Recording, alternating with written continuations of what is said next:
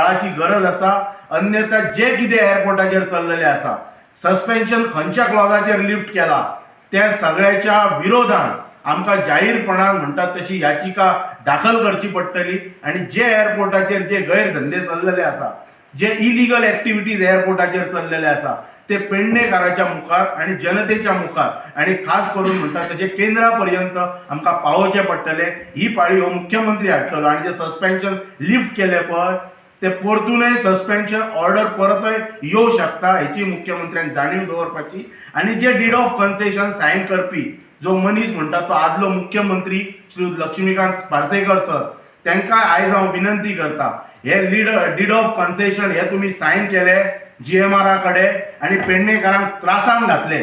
हे पेडणेकारांचो तेंचेरय बी कालांतरान जाहीर आरोप जावं शकता आणि तो आरोप जावच्या पयलीं तेंच्यांनी बी ओपनली येवन हे डीड ऑफ कन्सेशन तेंच्यांनी कितें सायन केल्लेले, कित्या खातीर सायन केल्लेले, पेडणेकारांचे कितें हित जपलेले आणि पेडणेकारांक ताचो कितें फायदो दवरलेलो हे तेंच्यांनी जाहीरपणान वक्तव्य करप गरजेचें आसा। नाजाल्यार येणाऱ्या काळात खंय तरी पेडणेकार कालांतरान तांकांय दोश दितले की हे डीड ऑफ कन्सेशन तेंच्यांनी सायन करून अक्षरशः पेडणेकारांक त्रासांत घातली।